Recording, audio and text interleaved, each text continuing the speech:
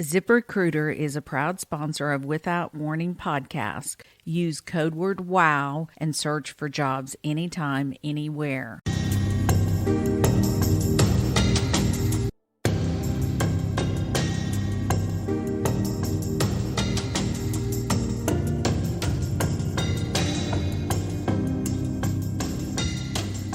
Thank you for listening to Without Warning, the Lauren Agee Case.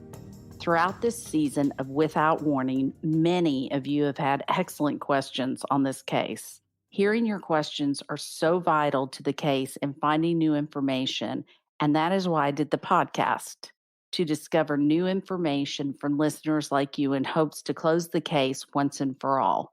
So let's hear some of the questions you all had. Hi, I'm Jill. As I've been watching through this case, what has occurred to me is the number of times that Lauren expressed a desire to leave. What do you make of that? We know from interviewing witnesses that she asked 5 separate people if she could either stay with them or leave. And she obviously had some sort of internal intuition knowing something wasn't right. But unfortunately, it didn't work out, obviously, that she left with anybody. I was listening and wondering why the sheriff didn't do more. He was commenting that there was no obvious location that she fell.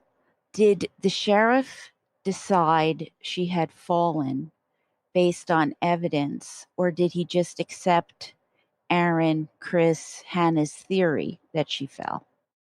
There's a lot of work that goes into investigations. And when you decide it's a homicide or undetermined, then you've got to go and prove one way or the other legally by every standard I've ever heard of or taken in classes or got certification in death investigations. You automatically assume it's a homicide until you prove otherwise when the body is alone.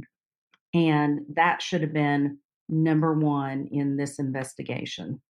So inside the crime scene tape are pictures of Aaron and Hannah up there with the police. Generally, you don't want anybody inside the crime scene. Now, also, there is the houseboat story.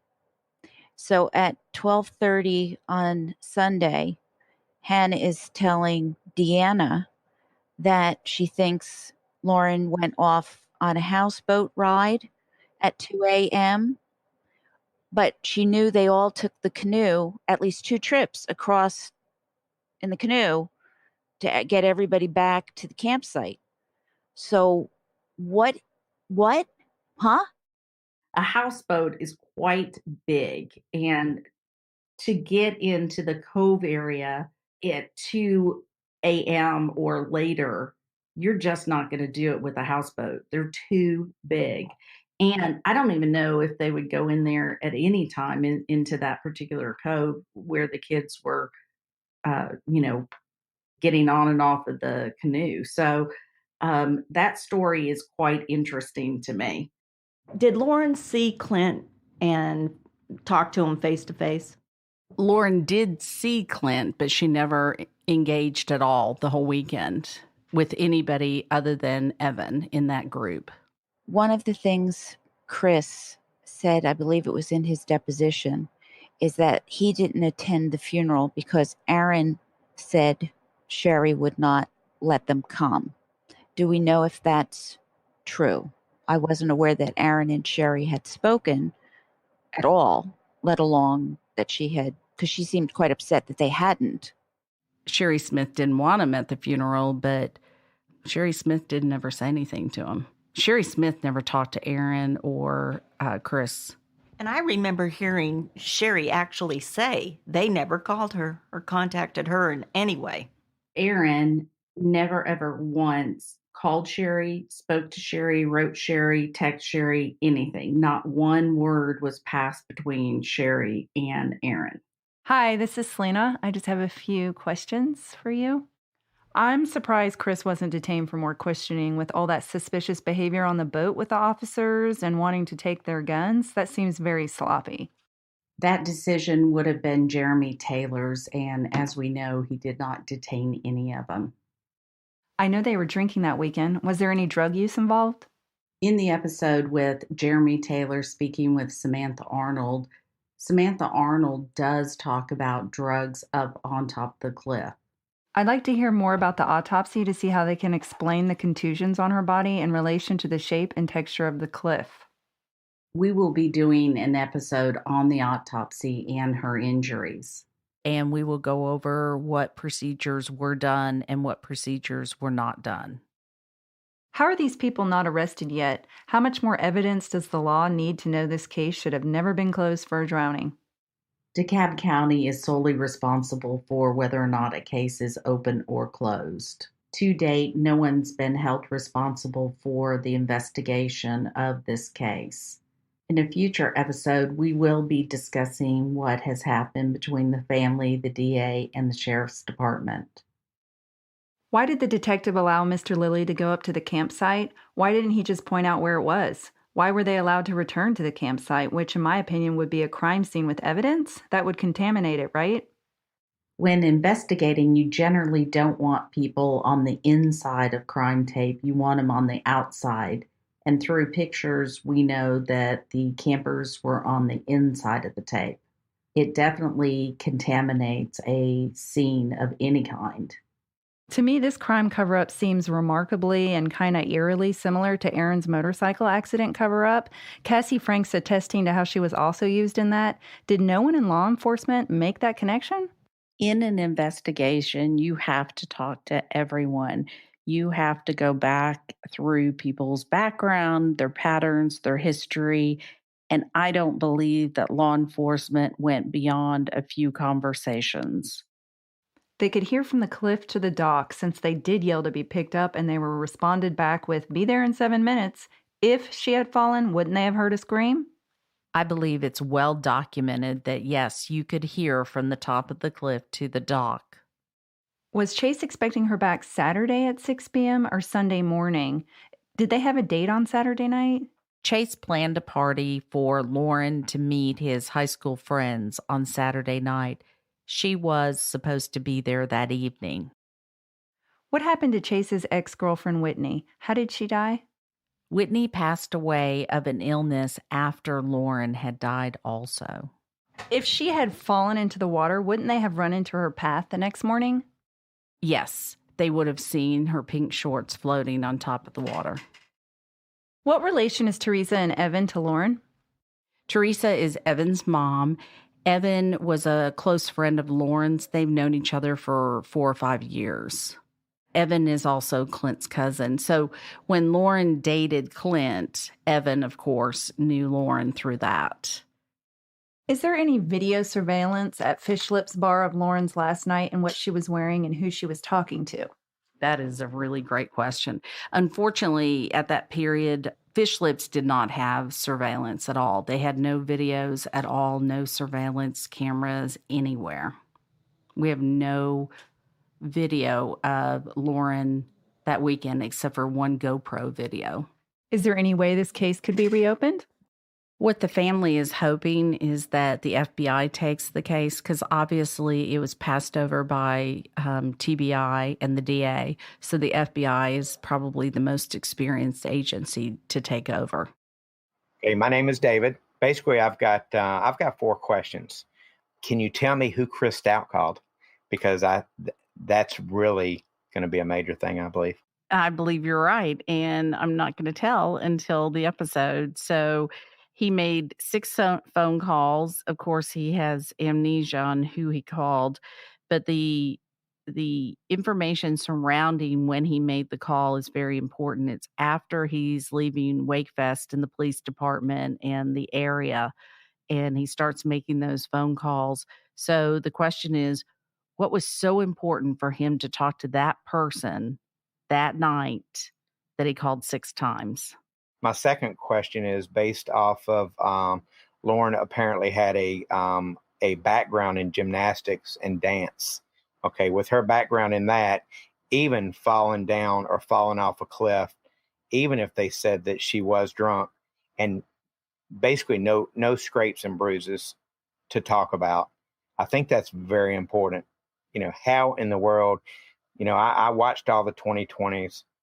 I don't understand how in the world that I just don't think it's possible in my eyes for her to fall off the cliff, fall down the cliff with her background, even if she was drinking, and not receive any, really bad cuts and scrapes, especially since she was apparently wearing shorts at the time. Correct. So we took a dummy up there and we really tried to make the dummy fall to the water. It never happened.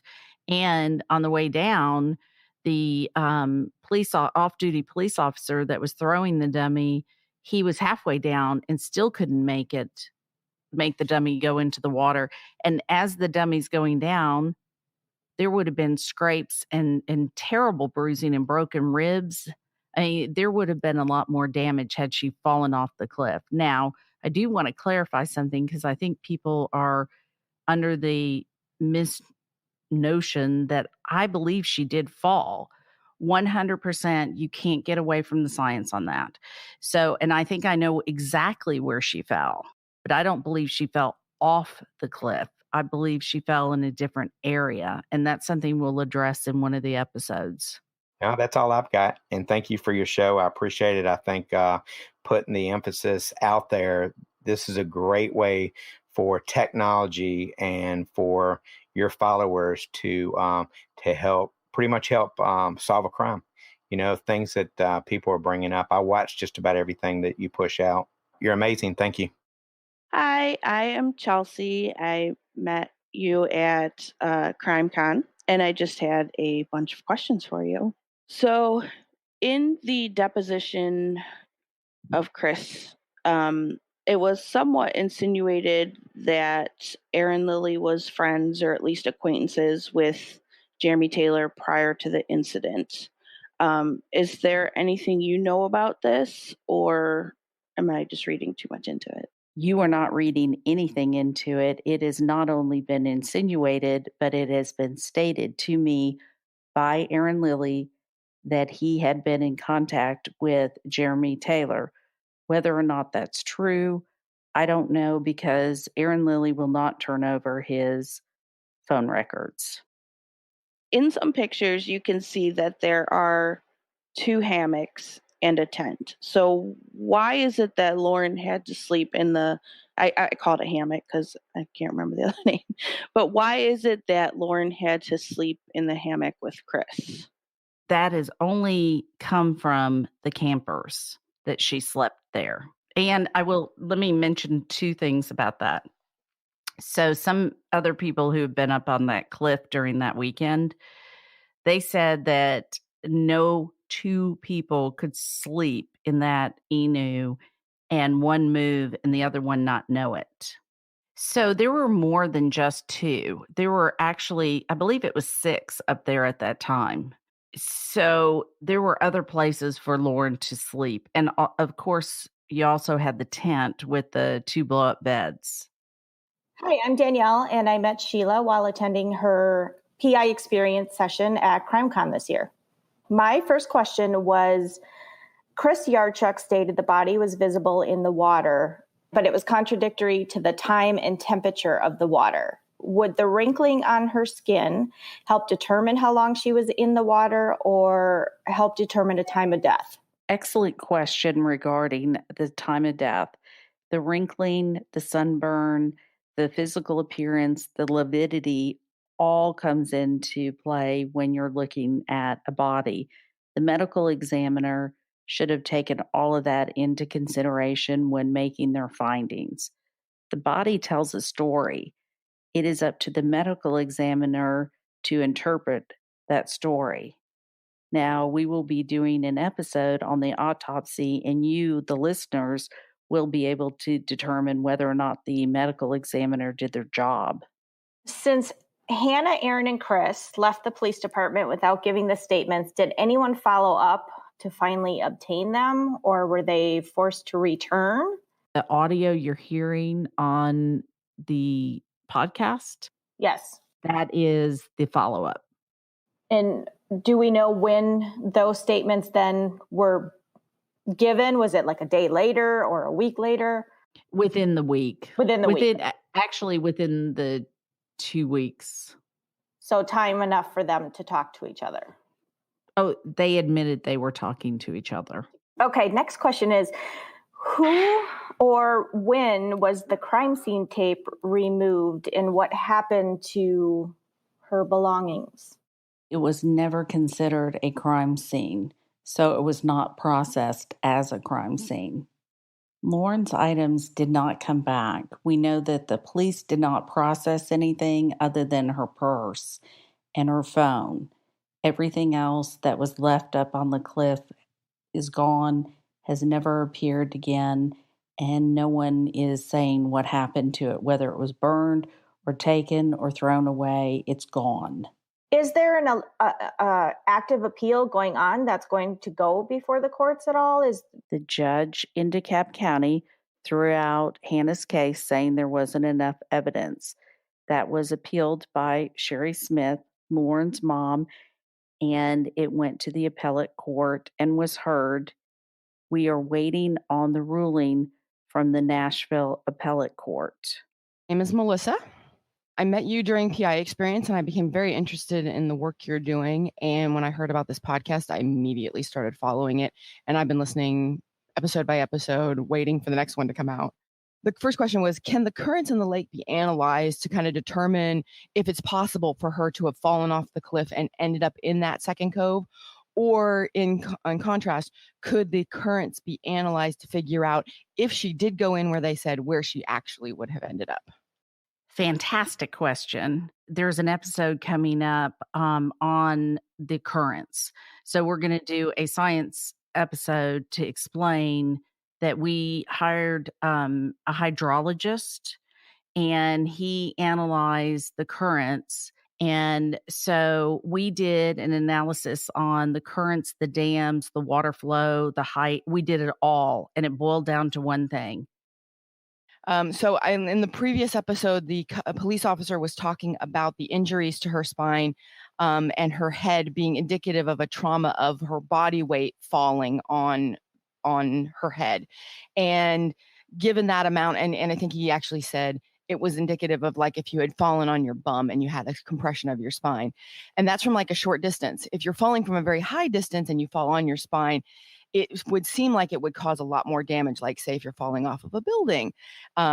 Is it possible to have a mechanical model done to look at exactly how much damage would be done to the spine if the body were to hit in that position perpendicular to the earth from varying heights to see how much damage, so we can indicate how far that fall was? Question is, yes, we're going to be doing that and showing that.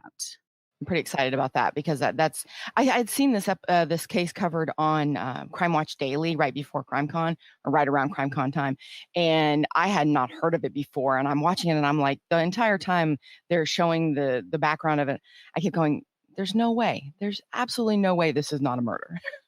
The police kept saying that no one had sex with Lauren because she was on her period.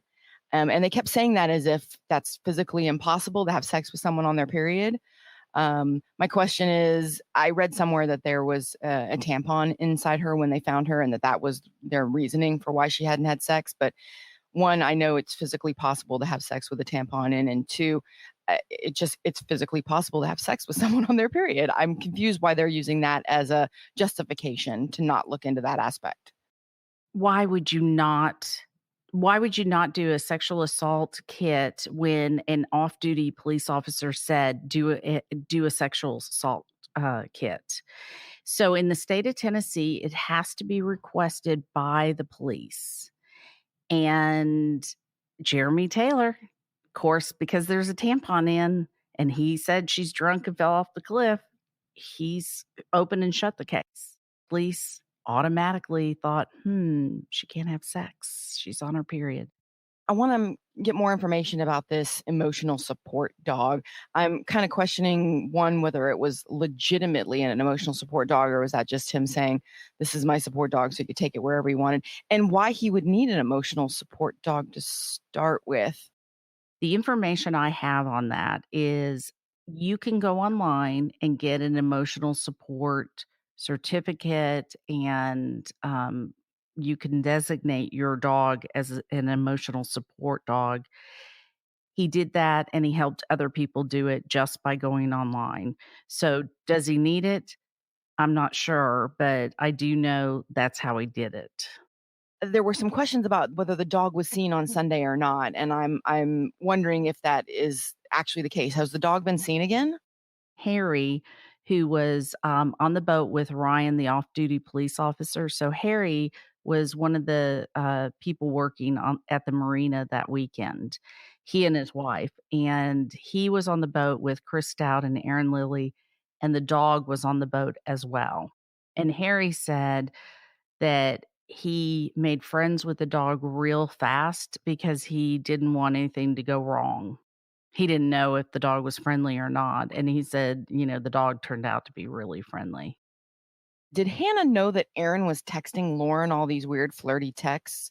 And my background for that is, if she knew about it ahead of time, is it possible that she was involved in actually setting her friend up in this questionable situation, as some kind of revenge situation? Or if she did, or she found out that night perhaps that what was going on, if that could have led to part of this situation? So I don't know. I don't know if she knew. I do know that she obviously had a jealousy issue because of Cassie. Cassie believes that that's what escalated, but I don't know. And I don't know what she knew or did not know about Lauren. I do know Lauren was very attractive and that Aaron liked to flirt. She couldn't have turned a blind eye to that. My personal opinion, knowing what I know about Aaron, is I could see him making a pass at Lauren hands down and then Hannah losing her gears. And I think that's part of what leads into my suspicion about Hannah. I know this is speculation, but the suspicion about Hannah is that Hannah knew all along what was going on. Why was she not forthcoming to Lauren about what was going, where they were staying and what they were doing? That just, especially if they've been friends for so long, it just seemed particularly not just shady and withholding, but almost like she had something planned. I don't know that. Now, that's been brought up. I do have a group of listeners that believe it was planned. I have that hands down. They believe that. But, in what I do, I have to go by what I know. I definitely want to know more. I want to hear from Hannah. I definitely want to hear from Hannah. Thank you again to all who sent in questions and those who have been faithfully listening and helping to find answers to this case. A lot has happened so far this season, so let's do a quick recap. So far, we know that Lauren Agee went to Wakefest on Center Hill Lake in Smithfield, Tennessee on Friday, July 24th, 2015, with childhood friend Hannah Palmer. Wakefest is a festival for amateurs and professional wakeboarders to show off their skills. Picture Daytona Beach during spring break, and that's what Wakefest is equivalent in Tennessee. Unfortunately, what it is now known for is the death of Lauren Agee. When Lauren and Hannah got to Wakefest that Friday, they met up with Hannah's new boyfriend, Aaron Lilley, and his buddy Chris Stout. They were all going to camp overnight on top of a cliff at Pates Ford Marina, sleeping in enoos and tents on the edge of the cliff. They had the time of their life on Friday night partying at the local marina bar, Fish Lips. The booze was flowing, and this caused many rifts that night. So the scenario was Hannah ran into Cassie Franks, who was Aaron's ex-girlfriend, and they got into a cat fight, causing Cassie to leave Wakefest and leave her best friend, Samantha Arnold, behind. Since Samantha claims to also be best friends with Hannah and Lauren, she found a place to sleep on top of the cliff with them on Friday night. Saturday morning, Aaron, Hannah, Chris, and Lauren got on Chris's boat and headed to Wakefest. Hours later, when they returned from Wakefest, they went back to the cliff and were met by some other people. Those people were Cassie's friends, LD and his buddies, who wanted to experience the cliff for themselves. Now, due to Aaron's history with Cassie and LD being very close to Cassie and her family, him and Aaron did not get along. So when they came face to face, LD knew it was time for him to get out. However, before he left, he heard Aaron say something strange, something that he said he would never forget. He heard him say, quote, "If anything were to happen up here, then it stays up here and nobody's going to say anything," end of quote. That same day, Aaron, Chris, and Lauren all went cliff jumping as Hannah watched. Hannah reported that Lauren hit the water so hard that she had bruises all over her body. That evening, they canoed back to Fish Lips, where Lauren separated from the group and hung out with Samantha Arnold and Cassie Franks. Cassie Franks had come back to Wakefest in order to pick up Samantha Arnold. Samantha Arnold told Lauren that she was going to go home that evening, and Lauren asked to go with her. When Lauren allegedly left to go tell her friends she was leaving with Samantha, she didn't come back, and Samantha left without her. Later that night, Lauren ran into her ex-boyfriend Clint and his cousin Evan, who were there with his mom Teresa. There seems to be a reoccurring theme about Lauren's ex-boyfriend Clint and his new girlfriend Callie, that Lauren had some sort of altercation. But what we have found is that there was no altercations and that Lauren spent the evening with Evan and his mom, Teresa, until she left to go to bed. When Clint and his friends were leaving the bar, Clint recalls seeing Evan still talking with Lauren. Shortly after Clint and Callie left Fish Lips, Evan caught up with them and they all went to hang out with another group of friends at the RVs. This is the last time both Clint and Evan saw Lauren.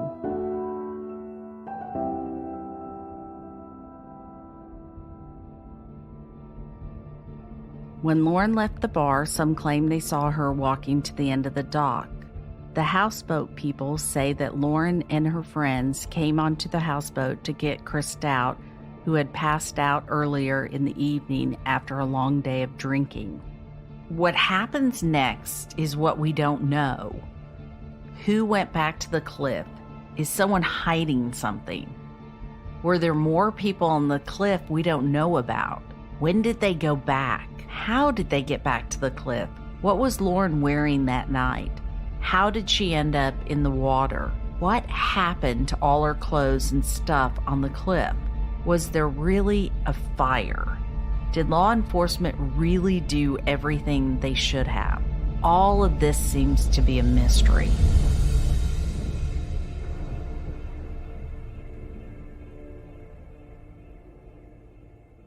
There are so many things we have yet to uncover, but the one thing we do know for certain is that Lauren's lifeless body was found in the water July 26 at 4:30 p.m., and none of her friends seemed to know anything.